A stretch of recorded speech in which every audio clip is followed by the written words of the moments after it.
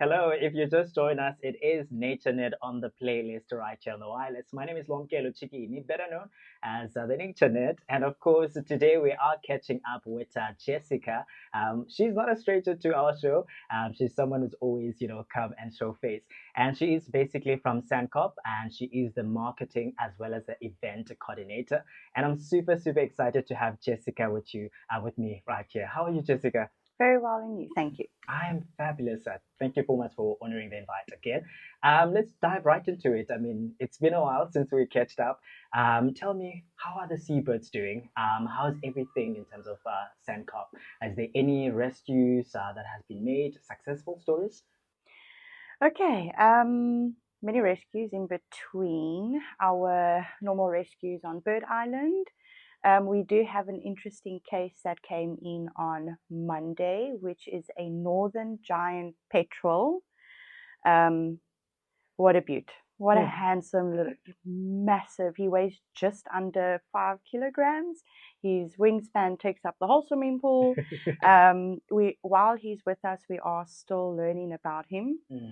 We are lucky to rescue one of them a year, as they are not part of the South African coast. Hmm. And then also we have an oyster catcher, which is also a rare rescue that we get to witness. Hmm. And other than that, everyone is great. Everything is perfect. I, Everything is I good. see there's a lot, even before we actually started the interview, there's quite a lot of things that actually happened in just a short space. Just for someone who's just first time being introduced to Sandcop, just give us a quick refresher in terms of what you guys do and what you guys all about and why you guys are so vital in terms of our ecosystem as well as what you call conservation when it comes to penguins. Okay. Sandcarp, we are a hospital for seabirds. We rescue injured, oiled, and abandoned all seabirds. Sandcarp is currently focusing on the African penguin, who's critically endangered. Um, and then, in terms of our ecosystem, the African penguin is an iconic species. They're only here in South Africa. As well as being an iconic species, they also bring in tourism for the bay. So there's quite a lot of things that are actually happening. Just also, I see you guys have also invited also the young minds, the young generation, to be also involved. How is that process? Because I see that you guys have the holiday programs. Take me through that. How do you get involved? The kids and even the parents being involved when it comes to the seabirds and conservation as a whole. All right, so for education, we've broken it up into groups so that everyone can participate on a different level. So we've got the Little Blues ages 7 to 11, and then Penguin Protectors ages 11 to 17. Okay. Then we also have programs for schools, primary schools, high schools, where kids can do activities. Yeah. There's 7 activities that Sandcop offers. Yeah, it's great. We've got holiday clubs when it is school holidays. Just got to keep in contact with Sandcop to see what the dates are.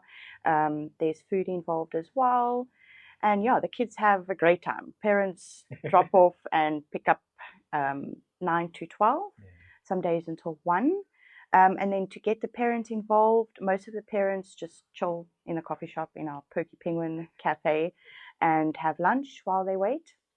And some of the parents participate as well in the beach cleanups that we do Yo, with the kids. yeah, they just like out there and Yep. doing their thing. Everyone is With just our in. little souls, they absorb most of what we can offer our young generation. Just a quick one in terms of that. If I'm actually for a listener sitting at home right now and they're thinking, I want my kid also to be on that next list, how they can actually go about that in terms of applying, is there like a process that they need to follow in terms of getting involved as well? Okie dokie. So we have the education group, our education team who's got WhatsApp groups. And to join, you can just contact Lisa Faith at Sandcarp. And then we'll put you on the groups depending on the age of your little ones. And we give updates. So the Little Blues next program is on the 8th of November. And the Penguin Protectors is on the 29th of November. Yeah, it seems like it's going to be Trying like. to remember my dates here. But you guys can just contact Lisa, get on the groups. There's a form that you fill out just to say what your kid's age is, as well as if there's food included. And also, just the last one for you. Why do you think it's so important to educate, young kids, especially right here in Gqeberha, as well as South Africa as a whole?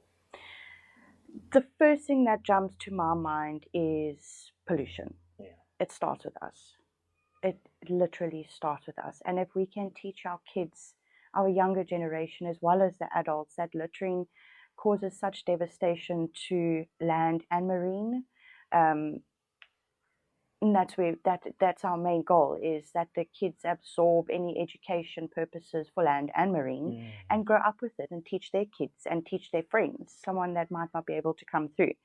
So spreading the word of keeping our planet clean. Yeah. Okay, I have to touch on this one because you mentioned that you guys were also nominated. Yes. Tell me about that experience. That was incredible. So for the second year, Sandkop was nominated as a finalist for Sustainable Tourism Awards.